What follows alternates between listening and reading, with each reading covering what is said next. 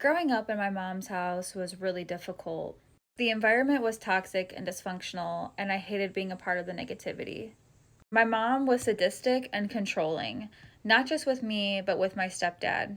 She'd say, "When I lose weight, I'm going to cheat on you," just to humiliate him, just to cause emotional pain.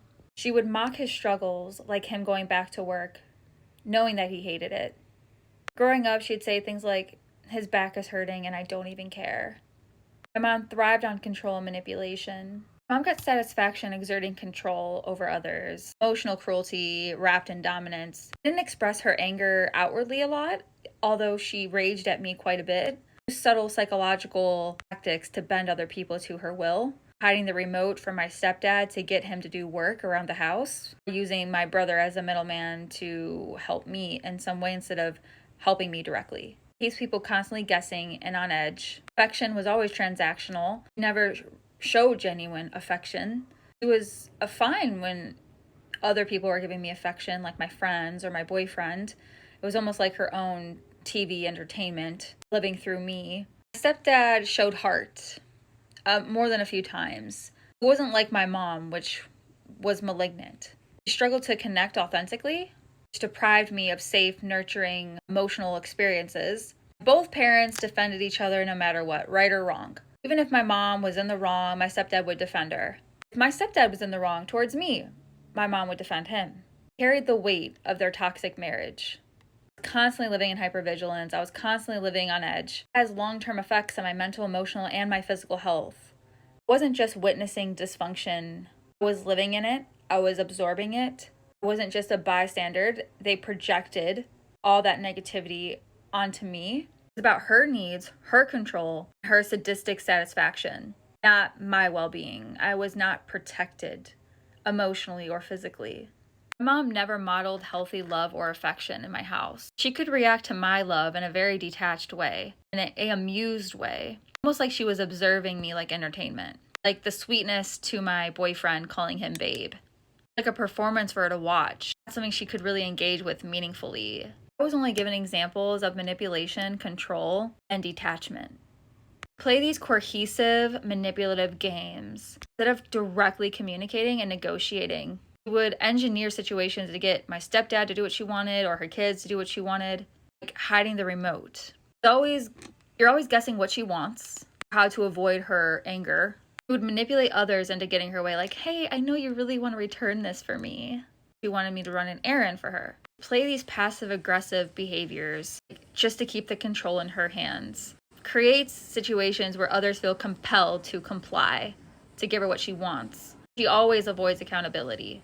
There's never a direct expression of needs or boundaries, only manipulation, only covert control.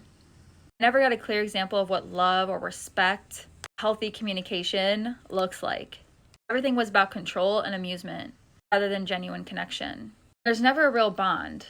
She gossips and she trash talks, creates the illusion that we're connecting. It's not real intimacy. Real bonding involves real vulnerability, trust, and respect, emotional care, none of which is ever present in gossip. He controls the conversations and my attention, rather than really engaging with my thoughts or my feelings. It enforces loyalty through shared negativity, bonded by disliking others and judging others, not by building authentic connection. And that's hard for me because I've never been the type to trash talk. I've never been a mean girl, and I don't like to gossip about people. See her manipulation, her gossip, her mockery of other people as bonding, which always confused me. That's not what real relationships look like. No emotional closeness. My experience was shaped by her need for dominance.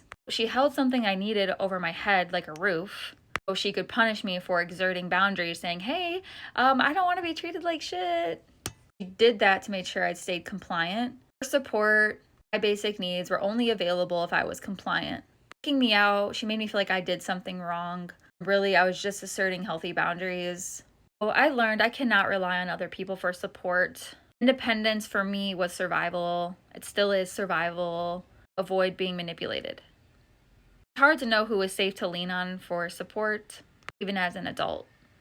Mom withholding care, saying cruel things, kicking me out. It's not just difficult parenting. Malignant, it's intentional cruelty. He enjoyed making me feel unstable. Made me feel like I was a problem. Like anytime I'm in the house, there's a problem. There's fights because, again, I'm exerting boundaries.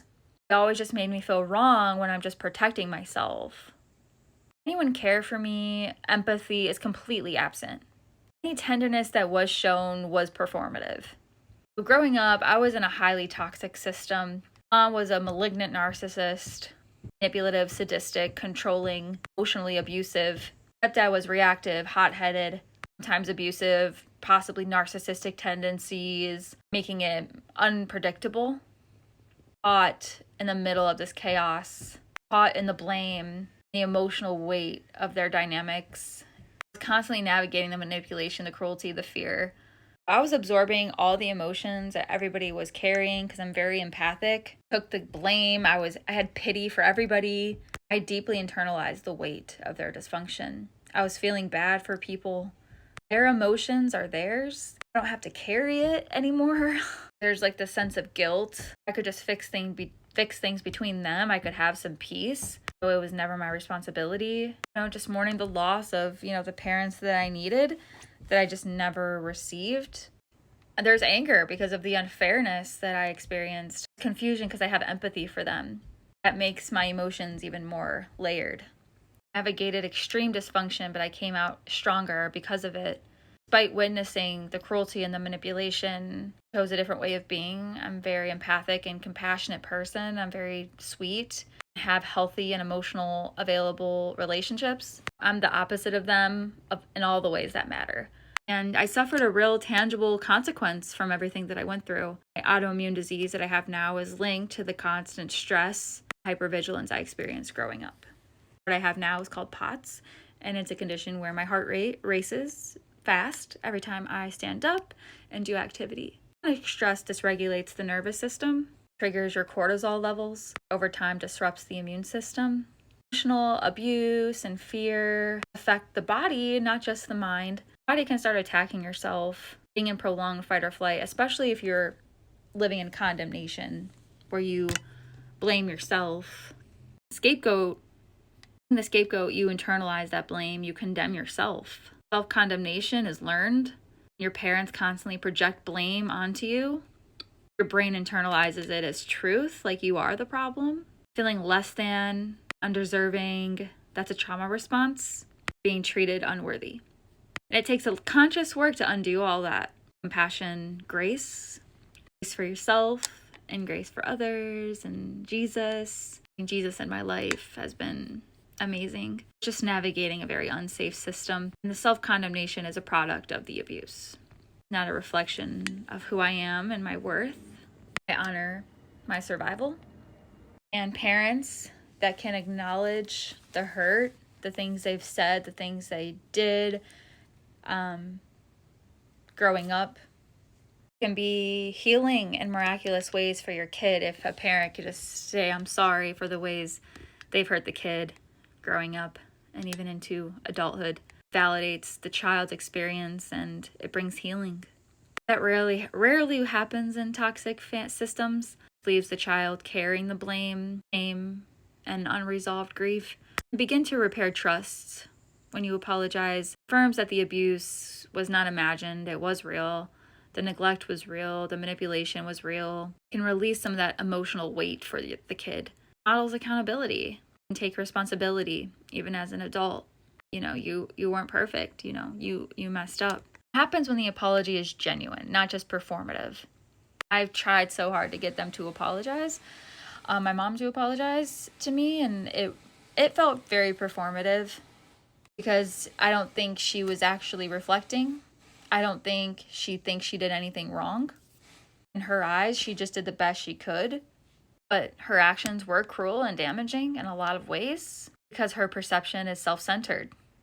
She lacks insight, can't realize the impact of their actions, minimize it or rationalize it, that anything that was done to you was for your own good.